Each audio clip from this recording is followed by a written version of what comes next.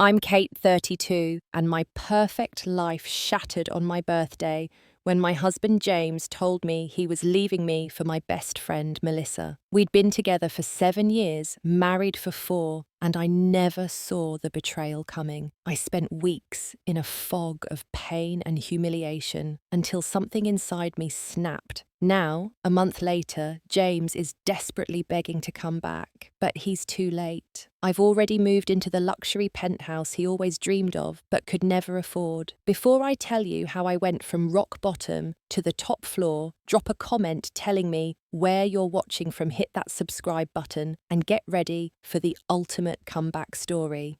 7 years ago, I met James at a friend's housewarming party. He was tall, charming, and passionate about architecture. The way his eyes lit up when he talked about buildings and spaces made me fall for him instantly. Our relationship moved quickly. We were living together within 6 months, engaged after 2 years, and married by the 3rd year. I had a promising career in marketing when we met. I'd just been promoted to senior marketing strategist at a mid-sized agency with a clear path toward management.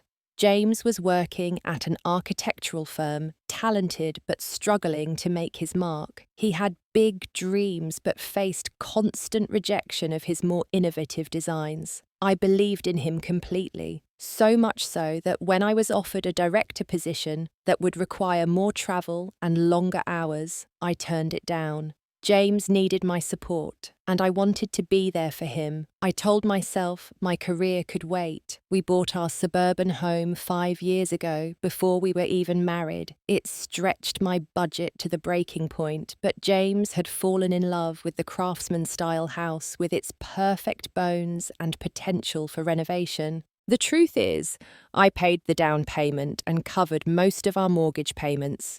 James contributed when he could, but his income was inconsistent. I never complained. I was proud to support his dreams. And his biggest dream was the Skyline Towers.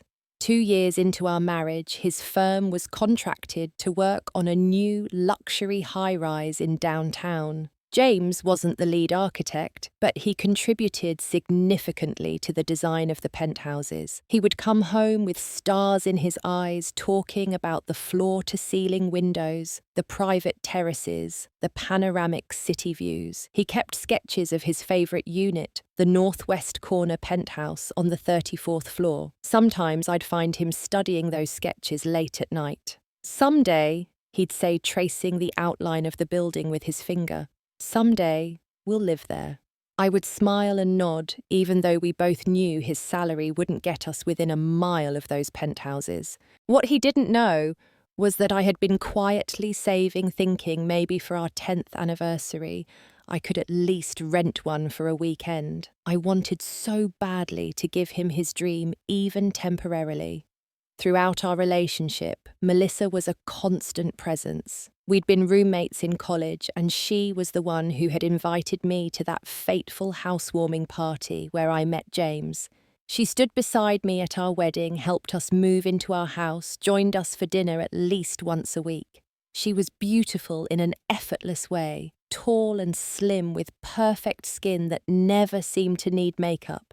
Next to her, I always felt a little plain, a little ordinary, with my average height and curly hair that never quite behaved. Melissa was a freelance graphic designer who worked from home, which meant she had a flexible schedule. When I was busy with work, she would sometimes keep James company going to gallery openings or architectural tours that didn't interest me. I encouraged their friendship, grateful that my husband and best friend got along so well. I never once felt threatened, not even when they developed inside jokes I wasn't part of, or when their text conversations would make James laugh in a way that somehow seemed different from when he laughed with me. There were signs, of course. There always are. James started going to the gym regularly about 9 months ago. He'd never been particularly fitness conscious before, but suddenly he was tracking his macros and buying protein powders. His phone became a closely guarded possession, always face down when not in use. Melissa started declining our regular brunches, claiming she was swamped with work. When she did join us, she wore new clothes, expensive perfume that she would have complained about the price of before, but I trusted them both completely. I was busy at work, focused on a major campaign launch. When James grew distant, I blamed myself for not being attentive enough.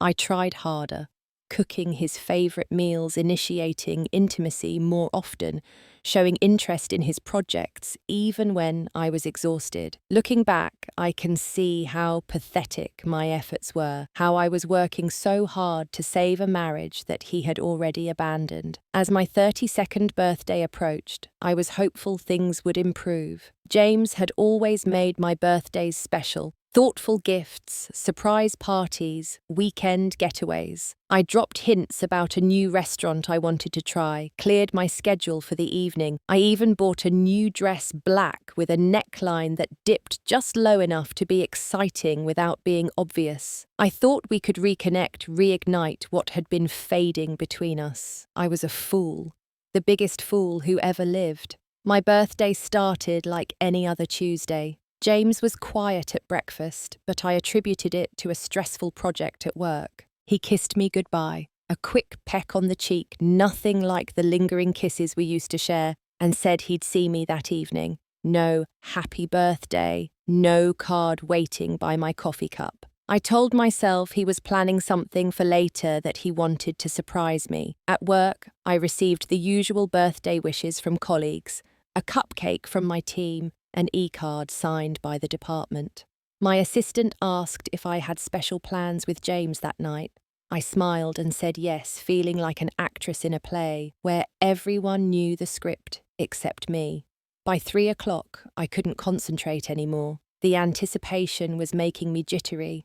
I decided to leave early, thinking maybe I could take a long bath before whatever celebration James had planned. I texted him that I was headed home, half expecting him to protest, to tell me to stay at work longer so he could prepare my surprise. He didn't respond. When I pulled into our driveway, James's car was there. My heart lifted.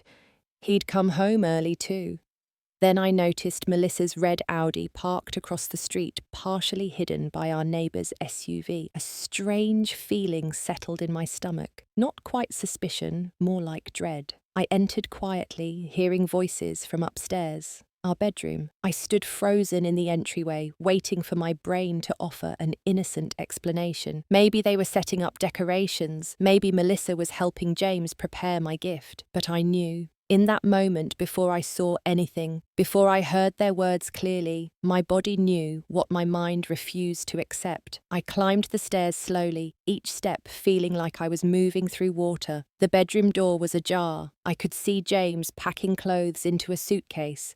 Not a weekend bag, but the large one we'd bought for our honeymoon. Melissa sat on our bed, her back to the door, her hand resting on his arm.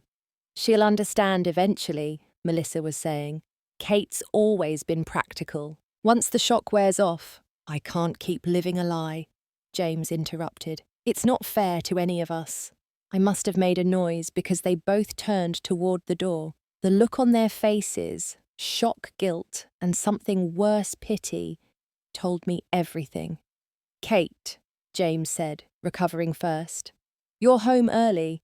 Such an ordinary sentence. As if I'd simply interrupted him making dinner or paying bills, not packing to leave me for my best friend. "What's happening?" I asked, my voice surprisingly steady. "James, why are you packing?" He straightened, exchanging a look with Melissa that sent rage coursing through me. They had a language now, a silent communication built on the ruins of my trust. "I was going to talk to you tonight," he said, "after your birthday dinner." "You were going to leave me on my birthday." The words came out higher than I intended, almost a squeak. "I didn't plan it this way," he said, having the decency to look embarrassed. "But yes, I'm leaving. Kate, I'm sorry, but Melissa and we've fallen in love." The room tilted. I gripped the doorframe to stay upright. How long? Melissa stood, taking a step toward me. Kate, we never meant to hurt you. How long? Each word felt like glass in my throat. James sighed. 6 months. It started as just friendship, but then 6 months. Half a year of lies. Nights he said he was working late. Weekends Melissa claimed she was visiting her parents. Dinners at our house where they'd sat across from each other carrying on their secret while I poured wine and shared stories about my day. On my birthday, I whispered. You couldn't wait one more day. I thought it would be better, James said, his tone maddeningly reasonable. Clean break, you know, and Melissa's lease is up at the end of the month. The timing just worked out this way. The timing worked out, as if the destruction of our marriage, the betrayal of my best friend, was simply logistics to be managed. Get out, I said, my voice now deadly calm. Both of you, get out of my house right now. Kate, be reasonable, Melissa started. James needs to get his things. Get out. The scream tore from somewhere deep inside me, a place I hadn't known existed. Get out before I call the police and tell them there are intruders in my home. James grabbed his suitcase. I'll come back for the rest when you're calmer. Anything you leave behind will be on the curb tomorrow morning, I said. And Melissa, the maid of honor dress you left here after the Sullivan wedding, I'll be burning it in the backyard tonight. They hurried past me, James pausing at the top of the stairs. I am sorry, Kate. I didn't mean for this to happen. But Melissa and I, we connect on a level that you and I never did. She understands my creative vision. We're building something special together. I laughed a harsh sound that hurt my throat.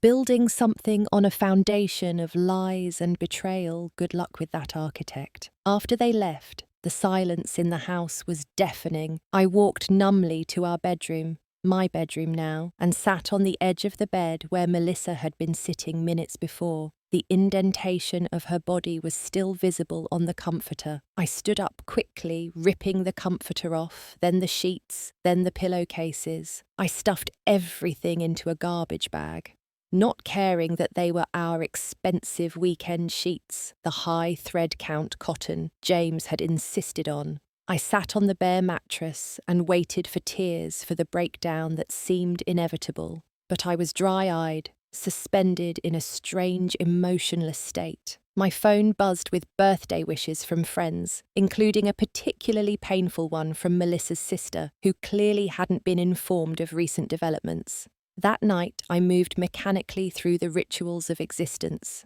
I cancelled the dinner reservations I'd made, texted friends that I had a migraine and was postponing birthday celebrations. I couldn't bear to tell anyone the truth yet. The humiliation was too fresh, too raw. I didn't eat, couldn't sleep. I sat in the dark living room until dawn, replaying every moment of the past 6 months, looking for clues I'd missed, warning signs I'd ignored. By morning, my shock had hardened into something else, something with teeth and claws that tore at my insides. I checked my phone to find a text from Melissa. I never wanted to hurt you. It just happened. James and I have a connection that's rare and real. I hope someday you can be happy for us. I deleted it without responding, then blocked both their numbers.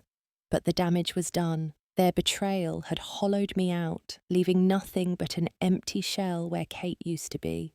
The week after James left was the darkest of my life. I moved through my house like a ghost, touching surfaces, opening drawers, finding spaces where his things used to be, the closet half empty, the bathroom counter missing his electric razor, the garage vacant where his bike had hung.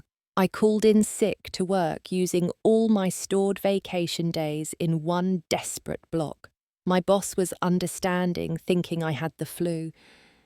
I couldn't bring myself to tell her or anyone else the truth. Each time I tried to form the words, my husband left me for my best friend. My throat would close, my tongue turned to stone. I existed on crackers and wine, losing 7 pounds in 5 days.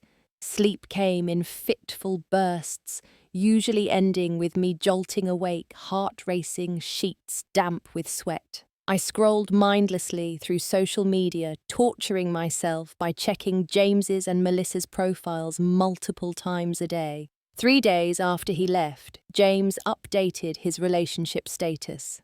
In a relationship with Melissa Turner. The comments were a mixture of confusion and congratulations from people who didn't know the full story. Melissa posted a photo of them together at a restaurant, her head on his shoulder, his arm around her waist. The caption, "When you know, #new beginnings, love." Each post was a fresh wound, a new betrayal. They weren't even trying to be discreet. It was as if they wanted the world, wanted me, to see how happy they were, how right they were for each other. On the 6th day, I hit a new low.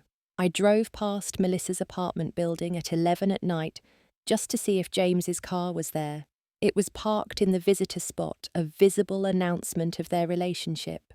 I sat in my car across the street for 20 minutes, staring at her second-floor window, the lights on curtains open as if they had nothing to hide. I watched their shadows move across the room, saw them embrace her head, tilting up to his. I drove home in tears, disgusted with myself for the pathetic act of surveillance. This wasn't who I was. This wasn't who I wanted to be.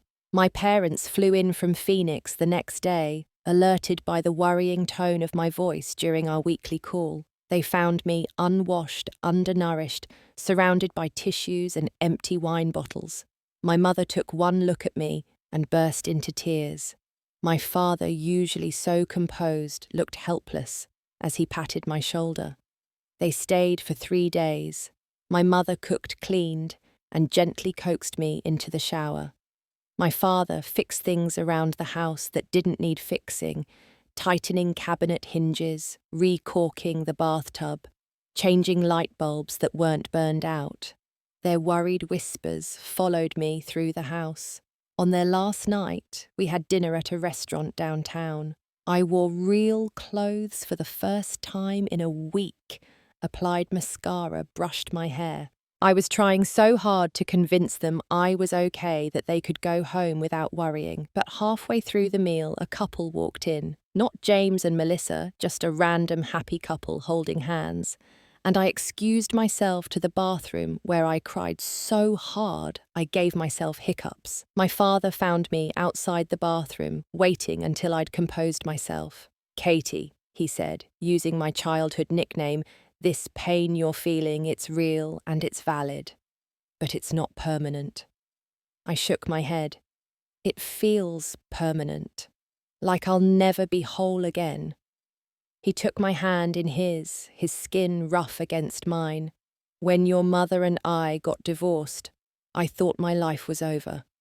I was so angry, so hurt, but that pain eventually became my fuel. I channeled it into building my business, into becoming a better father to you. Pain can destroy you or it can transform you. The choice is yours." I'd forgotten that my father had been through something similar, that my mother had left him for another man when I was just 2 years old. They'd reconciled years later after both their second marriages had ended, finding their way back to each other. But I'd never really considered the pain my father must have felt, the betrayal and humiliation that mirrored my own. "How did you do it?" I asked. "How did you stop feeling so broken?" "I didn't stop feeling broken," he said simply. "I just started building something new from the broken pieces, something stronger, something that was entirely mine."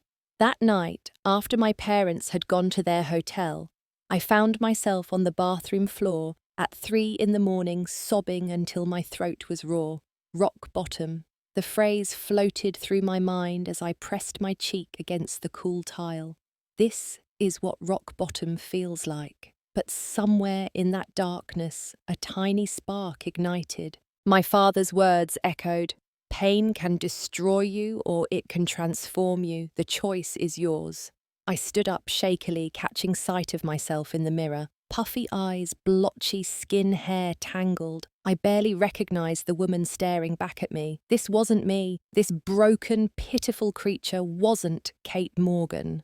I splashed cold water on my face, then walked deliberately to the spare room James had used as a home office. Most of his things were gone, but he'd left behind books, papers, sketches he deemed unimportant. I rifled through them until I found what I was looking for: his drawings of the Skyline Towers penthouse, the dream home he'd talked about so often. Sitting cross-legged on the floor, I studied the sketches. The spacious living area with its wall of windows, the chef's kitchen with its waterfall island, the master suite with its panoramic views of the city. I opened my laptop and searched for Skyline Towers rentals. Several units were available, including, I caught my breath, a 2-bedroom on the 34th floor, northwest corner, James's dream penthouse.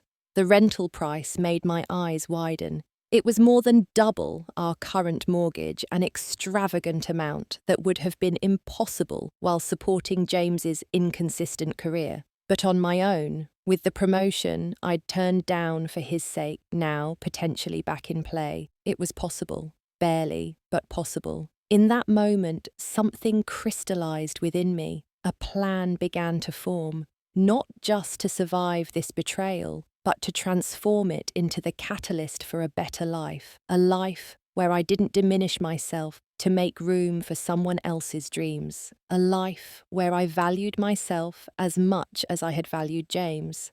I would take the penthouse, I would take the promotion, I would build something new from the broken pieces, something stronger, something that was entirely mine. By dawn, I had made a list of everything I needed to do: call my boss, contact a lawyer, book a therapy appointment, look at the penthouse, clear out James's remaining possessions, reshape my life into something unrecognizable to the woman who had been so thoroughly betrayed. For the first time since my birthday, I felt something other than pain. It wasn't happiness, not yet, but it was purpose. And for now, that was enough. I returned to work the following Monday with a clear mission. My first stop was my boss Diana's office. She looked up in surprise when I knocked on her door. "Kate, feeling better? We missed you last week." I took a deep breath. I wasn't sick. James left me for my best friend Melissa on my birthday. Her eyes widened, shock giving way to sympathy. "Oh my God, Kate, I'm so sorry. Thank you. It's been difficult, but I'm ready to throw myself into work now. In fact, I'd like to discuss the director position you offered me last year. Is it still available?" Diana blinked clearly, not expecting this turn in the conversation. "Well, we filled it internally, but actually we're creating a new executive position to handle our expanded client portfolio. It would involve some travel, longer hours, more responsibility. I was going to speak to you about it next month, but I want it," I said firmly. "Whatever it is, I want to be considered." She studied me for a moment, perhaps trying to determine if this was a knee-jerk reaction to my personal crisis. "It's not something to take on lightly, especially given what you're going through. I've spent the last 4 years putting my career second to my husband's needs," I said. "That's over now. I'm ready to prioritize my professional growth."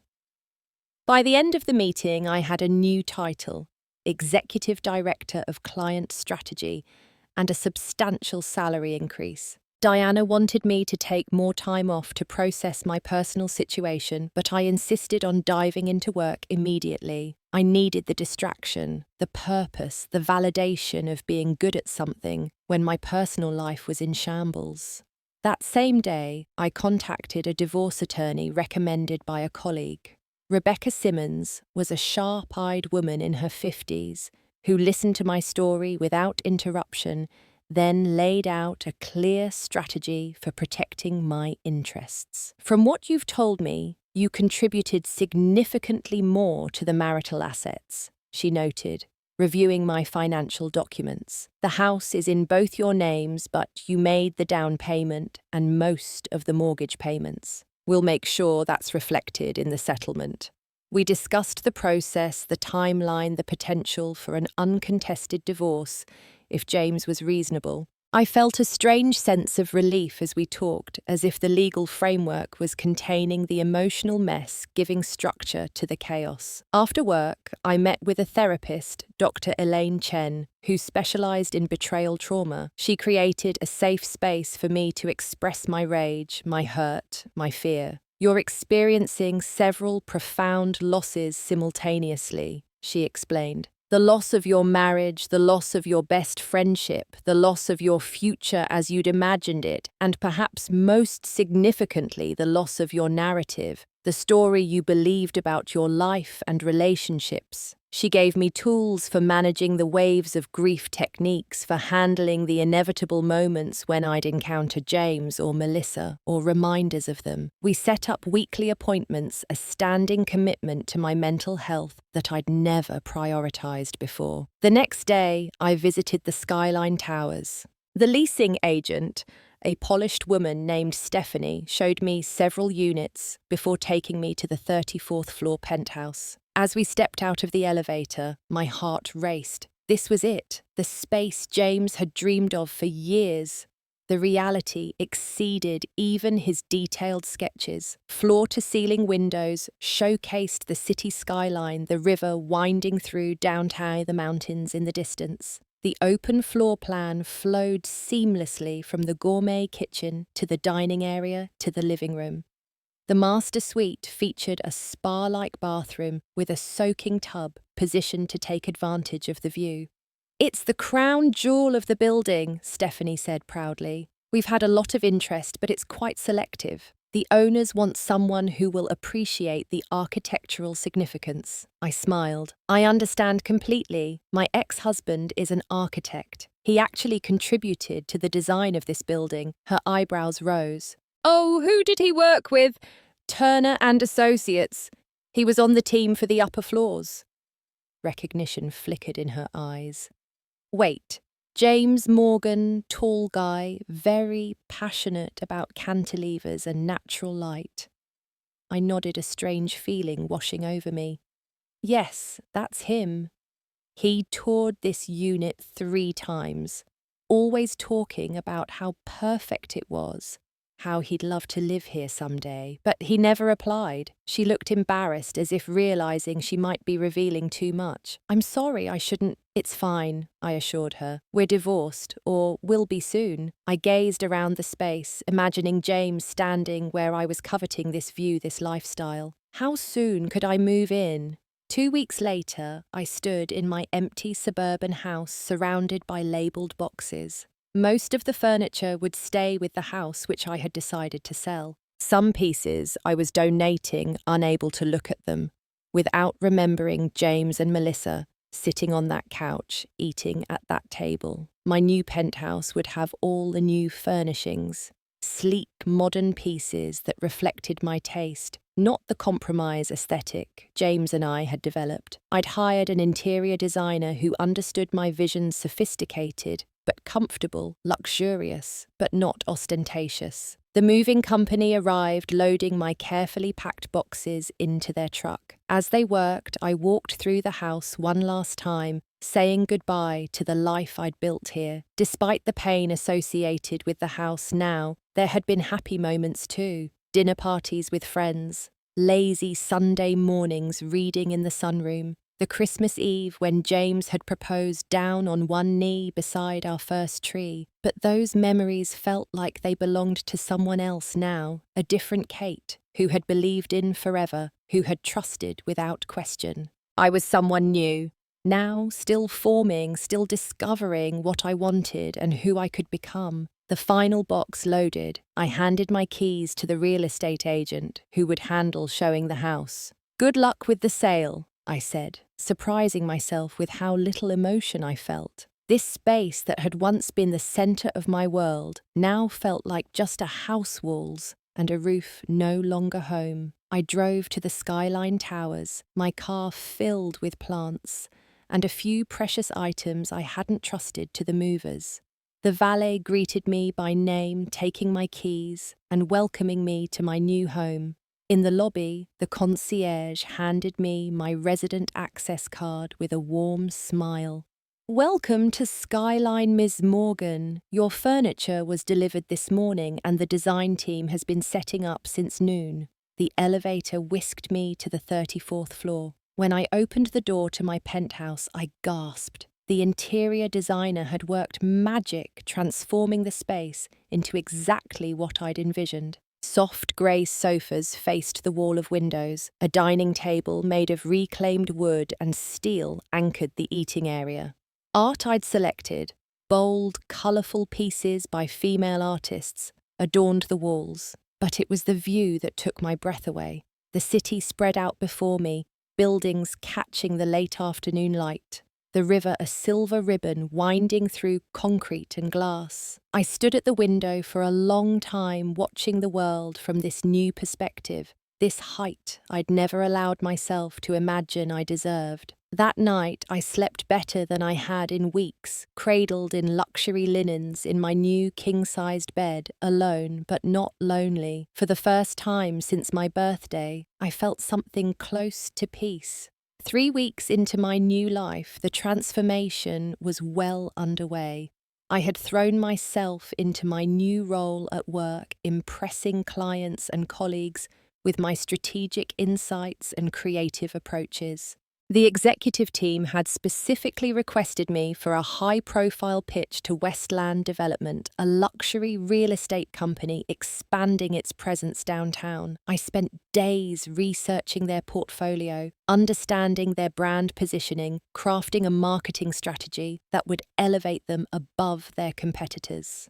The night before the presentation, I worked until midnight, fine-tuning slides, rehearsing key points, ensuring every detail was perfect. The next morning, I dressed carefully in a sleek black suit with a silk blouse in a deep teal that brought out my eyes. My hair, recently cut into a sophisticated bob, fell perfectly into place. As I applied my makeup, I barely recognized the woman in the mirror, confident, polished, self-possessed. No trace remained of the devastated wife who had sobbed on the bathroom floor. The presentation room was intimidating. 20 executives seated around a massive table, all eyes on me as I connected my laptop to the projector. I felt a flutter of nervousness, then pushed it aside. I knew my material. I believed in my strategy. I belonged in this room. "Good morning," I began, my voice steady. "Thank you for the opportunity to share our vision for Westland's expansion. Before I dive into the specifics, I'd like to take a moment to understand what success looks like for you in this new phase of development." It was a technique I'd learned years ago, but rarely had the confidence to use, starting with questions rather than declarations, engaging the client immediately rather than presenting at them. The CEO, Harold Westland, leaned forward, clearly surprised, but pleased by the approach. For the next hour, I led them through my strategy, answering questions, addressing concerns, building rapport. When I finished, Harold stood and shook my hand. "Impressive work, Ms. Morgan, truly. You understand our brand in a way none of the other agencies we've met with have demonstrated." His CMO nodded agreement. "I particularly appreciated your insights on positioning our properties, not just as luxury residences, but as lifestyle investments. That resonates with our vision." As we were wrapping up, a man I hadn't noticed before approached me. He had been sitting in the back of the room, observing silently throughout the presentation. "Michael Bennett," he introduced himself, extending his hand. "I'm an investor in Westland's new development." That was an exceptional presentation. He was attractive in an understated way, tall with dark hair greying at the temples, intelligent eyes behind stylish glasses. His suit was impeccably tailored, suggesting success without flaunting it. "Thank you," I replied, shaking his hand. "I'm passionate about the project." It showed. He hesitated, then added, "I'm particularly interested in the architectural storytelling aspect you mentioned. I've always believed buildings have narratives embedded in their design." The comment surprised me. It was something James would have said, but coming from Michael, it felt different, an observation rather than a manifesto. Exactly, I agreed. The best architecture speaks to us on multiple levels. It's not just about aesthetics or function, but about the experience of moving through space, the emotions it evokes. He smiled, a warm expression that reached his eyes. You sound like you might have studied architecture yourself. No, but I was married to an architect, I said, surprising myself with how easily I referenced James. I absorbed quite a bit through osmosis. Was? He asked, then immediately looked apologetic. I'm sorry, that's none of my business. It's fine, I assured him. Yes, was. Recently divorced. He nodded, not pushing for details. Well, his loss is apparently Westland's gain. Your understanding of the relationship between space design and marketing is exactly what this project needs. We chatted for a few more minutes about the development, exchanging views on how to position the various unit types to different demographic segments. As I was gathering my materials to leave, Michael handed me his business card. I'd love to continue this conversation sometime, perhaps over coffee. I hesitated. It had only been a month since James left. I wasn't ready to date, wasn't even sure I could trust my judgment when it came to men. But this didn't have to be a date. It could just be a professional connection, a conversation with someone who appreciated my expertise. I'd like that, I said, accepting his card. I'll email you. Back at the office, Diana greeted me with excitement. Harold Westland just called. We got the account. He specifically mentioned your presentation as the deciding factor. Colleagues gathered around, offering congratulations. I found myself smiling genuinely, absorbing their praise, allowing myself to feel proud of my achievement. This victory was mine alone, not shared with a partner, not diminished to avoid overshadowing someone else's ego. That evening I celebrated by myself, opening a bottle of champagne on my terrace as the city lights began to twinkle below. I toasted the skyline, the new account, my growing confidence. As I sipped the crisp, bubbly wine, I realized I'd spent the entire day without thinking about James or Melissa. The realization itself brought them back into my consciousness. But the pain had dulled, transformed from an acute stab to a background ache. I found myself reaching for my phone, scrolling to Michael's contact information. Before I could overthink it, I sent a brief email. Thank you for your insights today. Coffee sounds great. How's Thursday afternoon? His reply came within minutes. Thursday works perfectly. Looking forward to continuing our conversation. I set down my phone, surprised by the flutter of anticipation in my chest. It wasn't romance I was feeling, it was far too soon for that, but something equally precious, the possibility of connection, of being seen and valued for exactly who I was. The contrast with my marriage was stark. With James, I had gradually made myself smaller, dimming my light to make room for his ambitions, his insecurities. I had believed that was what love required, compromise that looked suspiciously like sacrifice, always flowing in one direction. Now, standing in the penthouse, James had coveted but never attained. I was reclaiming space, physical, emotional, professional. I was expanding into the full measure of my capabilities, unapologetic about my success, my needs, my desires. The city stretched before me, a tapestry of lights against the darkening sky. From this height, problems seemed manageable, paths clearer. I breathed deeply, filling my lungs with possibility, with the promise of a future I was creating on my own terms.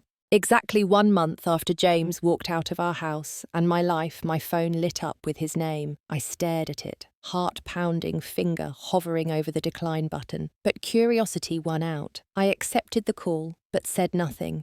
Kate, his voice sounded uncertain, smaller than I remembered. Are you there? I'm here, I replied, keeping my tone neutral. What do you want, James? I've been thinking about you, about us. How are you doing? The casual question, as if he were checking in after a minor disagreement, rather than a life-altering betrayal, sparked a flare of anger. "What do you want, James?" I repeated more firmly this time. He sighed. "I wanted to talk. Maybe in person. There are things I need to say to you." "You said plenty on my birthday," I reminded him. "I'm not interested in hearing more." "Kate, please. Things have changed. I've realized some things. Made some mistakes." His voice cracked slightly. "I miss you." A month ago, those words would have sent hope surging through me. I would have clung to them like a drowning woman to a life raft. Now they simply sounded pathetic. "What happened to your special connection with Melissa?" I asked, unable to keep the sarcasm from my voice. "The one that was so rare and real." Silence stretched between us for several seconds.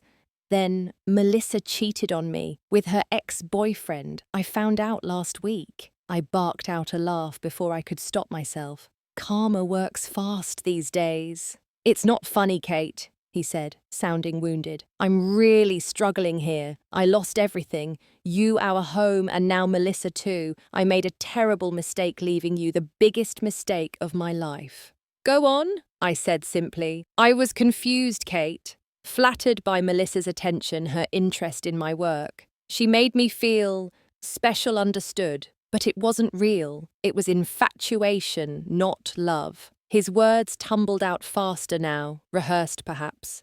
"What we had, what I threw away, that was real. Deep. Built on years of connection, support history. And yet, you walked away from it. On my birthday." He made a small sound of distress. "I know, it was cruel and selfish. I've been seeing a therapist trying to understand why I would hurt the person I care about most. She thinks I was having some kind of midlife crisis, feeling inadequate about my career, progress-seeking validation in the wrong places."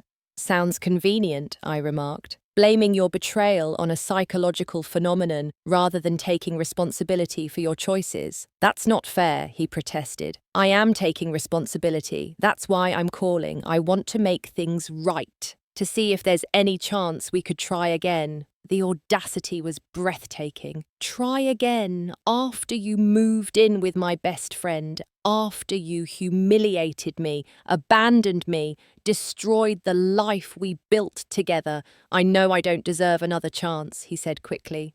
"But people make mistakes, Kate. Horrible mistakes. And sometimes they get second chances they don't deserve. I'm asking for that chance. To show you how sorry I am, how much I still love you." I closed my eyes, considering my response carefully. A month ago, I might have caved, might have been so desperate to reclaim my old life, to heal the wound of his rejection, that I would have welcomed him back, despite the betrayal. But I wasn't that woman anymore. "I'll meet you," I said finally. "Tomorrow. Coffee shop on Elm Street at 10. I could hear the relief in his voice. "Thank you, Kate. Thank you. I promise." "Don't promise anything," I cut him off. "This isn't what you think it is. I'll see you tomorrow." I ended the call and walked to my window wall, gazing out at the city. James had no idea where I was living now, what I was doing, who I was becoming. Tomorrow would be quite an education for him. The next morning, I dressed with deliberate care, a cashmere sweater in a rich burgundy slim black pants, ankle boots with a modest heel. Professional but approachable, I applied my makeup with a light hand, enhancing rather than masking my features. My new haircut framed my face perfectly, drawing attention to my eyes, my cheekbones, features James had once claimed to love. The coffee shop was busy, with late-morning customers when I arrived. James was already there, seated at a table in the corner, hands wrapped around a mug. He looked terrible, unshaven, dark circles under his eyes, clothes slightly rumpled. The sight of him, diminished, uncertain, gave me no pleasure, only a dull ache of recognition for what we had both lost. He stood when he saw me, eyes widening slightly. "Kate, you look amazing." "Thank you," I said, settling into the chair across from him. "You look tired." He ran a hand through his hair self-consciously. "Yeah, not sleeping much these days. Can I get you a coffee? I shook my head. I'm fine. You wanted to talk, so talk. He took a deep breath. I made the biggest mistake of my life, walking away from our marriage, from you. I got caught up in something that wasn't real, that couldn't last. What we had was solid, genuine. I threw it away for an illusion, and I've regretted it every day since. Since Melissa cheated on you, I clarified. Not since you left me. There's a difference. He flinched. That's fair, but it made me realize what I'd done to you, the pain I caused. Kate, we built a life together, a good life. We can rebuild it. I know it will take time, trust will need to be rebuilt, but we have history connection. That doesn't just disappear. No, it doesn't disappear, I agreed. It gets shattered, broken into pieces too small to put back together. I don't believe that, he said, reaching for my hand across the table. I pulled back before he could touch me. Kate, please. Give me a chance to make this right, to make it up to you. We can go to counselling, start fresh. I'll do whatever it takes. I studied him, this man I had once loved more than myself. In his eyes I saw genuine regret, desperation even, but I also saw selfishness. He wasn't here because he'd had a moral awakening about the pain he'd caused. He was here because his plan had backfired and he wanted the safety net of our marriage back. James, I said gently, where are you living now? He looked surprised by the question. I'm staying with Mark temporarily, just until I figure things out. Mark was a college friend of his, a perpetual bachelor with a small apartment downtown. And work, how's that going? He shifted uncomfortably. It's challenging at the moment. The firm lost the Riverside project, so things are tight. I've been looking at other opportunities. I nodded, pieces falling into place. James had left our comfortable home, our stable life for an exciting affair that had imploded. Now he was couch surfing, possibly facing financial instability, and wanted to return to the security I represented. I have something to show you, I said, standing up. Will you walk with me?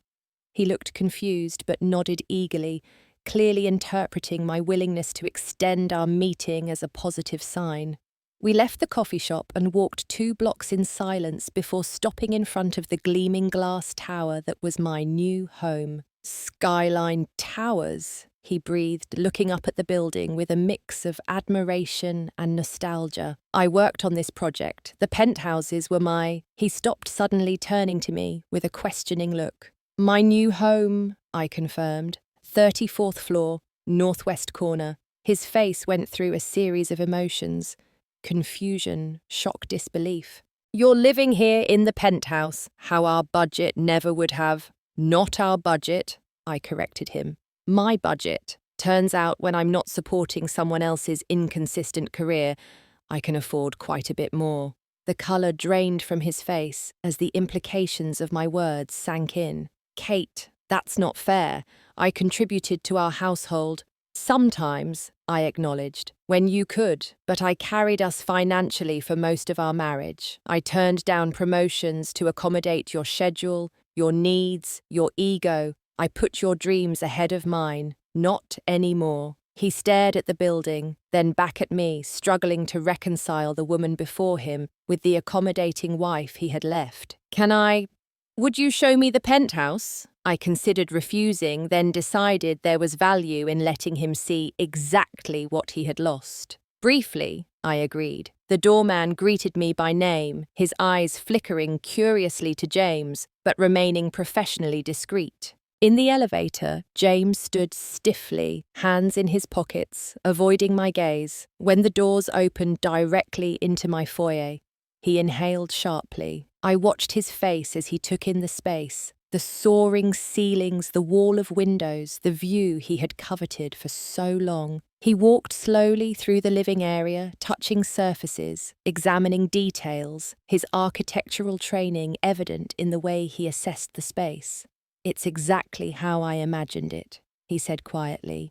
Better even. Would you like something to drink? I offered, maintaining the polite fiction that this was a normal visit, rather than the final nail in the coffin of our relationship.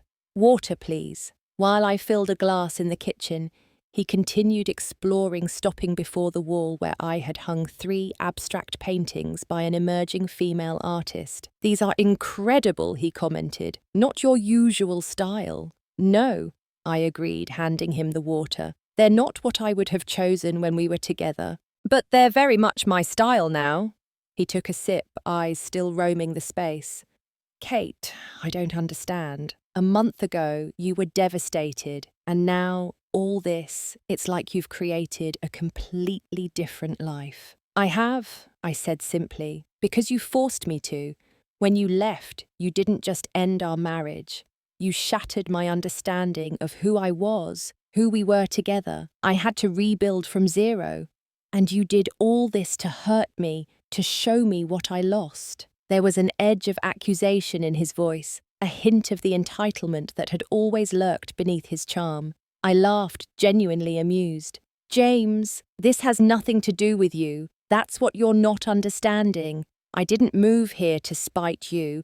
I moved here for me, because I wanted it, because I could. For the first time in years, I made a decision based solely on what I wanted, not how it would affect you or your feelings or your ambitions." He set down his glass, his expression hardening. "So that's it. There's no chance for us. You've moved on completely in just a month." "I'm not dating anyone, if that's what you're asking. It's too soon for that. But I have moved on from us, yes. From the marriage where I made myself smaller to accommodate your insecurities. From the relationship where I gave and you took. From the dynamic where my success threatened you. So I dimmed my light to keep you comfortable." "That's not how it was," he protested, but weakly. We both knew the truth. "It's exactly how it was," I said gently. "And I didn't even realize it until you left. So, in a strange way, I should thank you. Your betrayal forced me to confront patterns I might have continued indefinitely sacrificing my potential, my happiness, my authentic self on the altar of your ego." He flinched at the word betrayal, his gaze dropping to the floor. When he looked up again, there was a desperation in his eyes that almost made me pity him. "I still love you, Kate, despite everything, despite what I did. I made a terrible mistake and I'm paying for it every day. Please, isn't there any part of you that still loves me, that might consider giving me another chance?" I felt an unexpected softening, a whisper of the affection we had once shared. "I'll always care about you, James. 7 years doesn't just evaporate, but love requires trust, and that's gone. Irreparably. People rebuild trust," he argued. "Couples recover from affairs, from betrayals worse than mine. We could do the work. Go to therapy. Start fresh." I shook my head. The betrayal was bad enough, but it was also illuminating. It showed me that what I thought we had wasn't real. That while I was fully invested, you were always looking for something better, someone who could advance your career, stroke your ego, make you feel special in ways I apparently couldn't. "That's not true," he insisted. "What I had with Melissa was a mistake, an aberration. A 6-month aberration with my best friend." I raised an eyebrow. "James, you moved in with her the day you left me. You updated your relationship status 3 days later. You were building a life with her, not having a momentary lapse in judgment." He had no response to that, his shoulders sagging in defeat. After a moment, he asked quietly, "So, what happens now? Now you leave. My lawyer will be in touch about the divorce proceedings. I'm keeping the penthouse, obviously, and I've put the house on the market. Once it sells, I'll send you half of the proceeds minus the down payment I made and the additional equity I contributed through higher mortgage payments." "That sounds fair," he admitted reluctantly. "It is fair," I agreed. "I'm not looking to punish you financially, James. I just want a clean break. A fresh start for both of us." As I walked him to the elevator, he turned to me one last time. "I really am sorry, Kate, for what it's worth. I never meant to hurt you." "I know," I said, and I meant it. "James wasn't malicious, just selfish and weak. I hope you find what you're looking for, James. I really do." The elevator doors closed on his stricken face, and I felt a weight lift from my shoulders. The last thread connecting me to my old life had been cut. I was free, not just from James, but from the version of myself who had allowed her light to be dimmed for so long. I walked back to my window wall, watching the city below, people moving through their lives, each carrying their own stories of love and loss, betrayal and redemption. My story wasn't over, it was just beginning, the pages blank, waiting to be filled with whatever I chose to write there.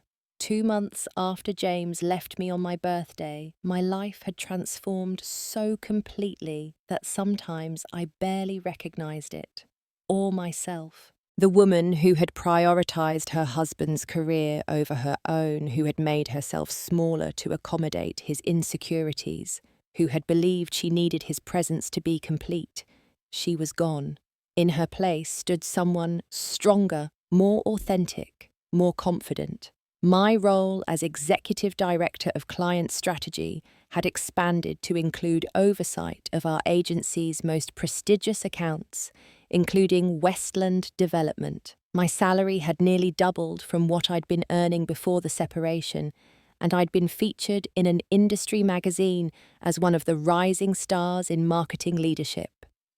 The penthouse had become a true sanctuary, a space that reflected who I was rather than who I'd been trying to be in my marriage. I'd joined the building's social committee and made friends with several neighbours, professional women like myself, who had built their success on their own terms. Most surprising was my growing friendship with Michael Bennett, the Westland investor I'd met during my presentation. Our coffee meeting had stretched into a 3-hour conversation about architecture, art, travel, and our respective journeys. He was divorced as well, 5 years out from a marriage that had ended when he and his wife realized they wanted fundamentally different things. She wanted the suburban life. Children, PTA meetings, backyard barbecues, he explained. All wonderful things, but not for me. I tried to convince myself I could want that life too, but eventually we both had to admit we were on different paths. I appreciated his honesty, the lack of bitterness when he spoke of his ex-wife. "That sounds like a much healthier separation than mine," I commented. "No betrayal, just a recognition of incompatibility." "Betrayal is much harder to recover from," he acknowledged. "It undermines your ability to trust not just your partner, but your own judgment." How did I not see this coming? Becomes the question that haunts you. Exactly, I said, surprised by how precisely he'd articulated my experience. "I've second-guessed every memory, every conversation, looking for signs I missed." "And have you found them, the signs?" I nodded slowly. In retrospect, they were everywhere, but I didn't want to see them. I was too invested in the narrative I'd created, the supportive wife helping her talented husband achieve his dreams. "While putting your own dreams on hold," he observed. "Yes, though I didn't recognize that at the time. I thought I was making choices, not sacrifices." Our conversation had flowed easily, touching on deep subjects without becoming heavy. When we parted, he asked if I'd like to have dinner the following week. I hesitated briefly, then agreed. It wasn't a date. I was clear about that, both with him and myself. I wasn't ready for romance, might not be for a long time. But I was ready for connection, for stimulating conversation, for the company of someone who saw me clearly and valued what he saw. Dinner became a weekly tradition, sometimes at restaurants, occasionally at my penthouse where I discovered I enjoyed cooking, when it was truly optional rather than an expected wifely duty. Michael was easy to be with, intelligent without being pedantic, successful without being arrogant, attentive without being intrusive. He never pushed for more than friendship, respecting the boundaries I'd established. But occasionally, I'd catch him looking at me with an expression that suggested patience, as if he was willing to wait until I was ready for something deeper. The divorce proceedings progressed smoothly, largely because James had neither the financial resources nor the emotional energy to contest anything. Our house sold quickly for above asking price, and as promised, I sent James his share of the proceeds.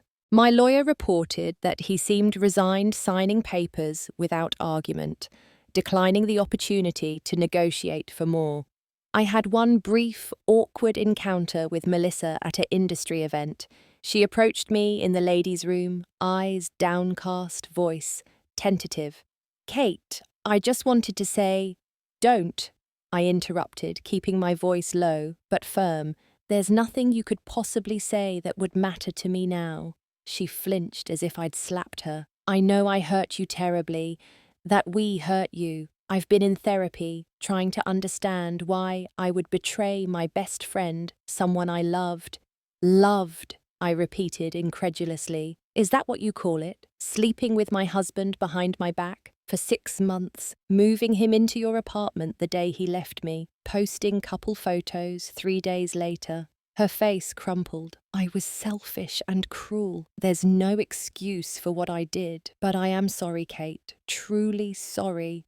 I studied her, this woman who had once been central to my life, now reduced to a stranger I barely recognized. "Your apology means nothing to me," I said finally. "Not because I don't forgive you, though I don't, but because you're no longer relevant to my life. You and James are just people I used to know, characters in a story I've finished reading." I walked out, leaving her staring after me. The confrontation I had once feared rehearsing, cutting remarks in my head during sleepless nights, had felt strangely anticlimactic. Melissa no longer had the power to hurt me because I no longer valued her opinion, her friendship, or her place in my life. As my 33rd birthday approached, I found myself reflecting on the extraordinary year that had passed. The devastation of James's betrayal had indeed transformed me, forcing me to rebuild from the ground up. Like a forest after a fire, new growth had emerged from the scorched earth of my former life, stronger, more vital, more authentic. I decided to celebrate my birthday by hosting a dinner party in my penthouse. Not a large gathering, just a few close friends and colleagues who had supported me through the transition. Diana, from work, and her husband. 2 neighbours from my floor, my parents flying in from Phoenix, and Michael, whose steady presence had become an unexpected gift in my new life. The evening of my birthday, my home filled with warmth and laughter, conversations flowing easily among people who genuinely cared for each other. My father pulled me aside at one point, his eyes misty. "I'm so proud of you, Katie," he said, gesturing around the penthouse.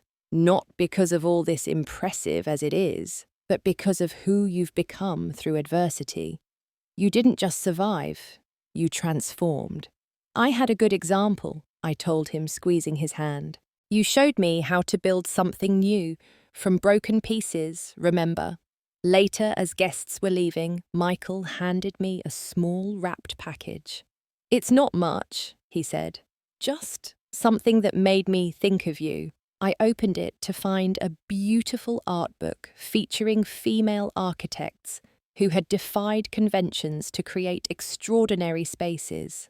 Inside the cover, he had written, "To Kate, who is building a masterpiece of her own design, happy birthday." It wasn't an extravagant gift, not the kind James might have given to impress or to compensate for emotional distance. It was thoughtful, personal, a reflection of who I was and what mattered to me. I felt tears prick my eyes as I thanked him. After everyone had gone, I stood on my terrace watching the city lights twinkle below. The air was cool but not cold, carrying the promise of spring. 1 year ago, I had been planning a birthday dinner with a husband who was already mentally gone from our marriage, a future that would implode within weeks. Now, I stood in a space that represented not just financial success, but personal reclamation. I thought about James, wondering briefly where he was tonight, how he was doing. The last I'd heard through mutual friends, he'd taken a position at a smaller firm, moved to a modest apartment across town. I felt a flicker of compassion for him, not because he deserved it, but because holding on to anger would only bind me to the past I was working so hard to transcend. My phone buzzed with a text from Michael. "Thank you for including me tonight. It was an honor to celebrate you." I smiled, typing back, "Thank you for the perfect gift and for being part of this new chapter." His response came quickly, first of many chapters, I hope. I didn't reply immediately, letting the possibility of his words settle over me. Was I ready for another relationship? Not yet, perhaps. But I was open to the idea that someday I might be, that my heart, once shattered by betrayal, was healing into something stronger and more discerning than before. The therapist I still saw weekly had a term for what I'd experienced post-traumatic growth. "Some people don't just recover from traumatic events," she explained. "They actually use the experience as a catalyst for profound, positive change, emerging stronger, more confident, more connected to their authentic selves." That was me, not a victim of my husband's betrayal, but a phoenix rising from its ashes, not defined by what had been done to me, but by how I had responded to it. From my terrace, high above the city, I could see for miles in every direction. The view wasn't just of buildings and streets and distant mountains, but of possibilities of futures I was only beginning to imagine. I had learned the hardest lesson in the hardest possible way, that sometimes the worst betrayals lead to the best beginnings. That losing what you thought you wanted can open the door to what you truly need. I had lost a husband who didn't truly value me and a friend who didn't deserve my trust. But I had found myself, my strength, my voice, my worth. And that was a trade I would make again and again. Have you ever experienced a betrayal that ultimately led to something better in your life? Share your story in the comments below. Don't forget to like and subscribe if this resonated with you, and share with anyone who might need to hear that sometimes our darkest moments can lead to our brightest futures. Thank you for listening to my journey from heartbreak to wholeness. Remember, the end of one chapter is just the beginning of another, and you're the author of your own story.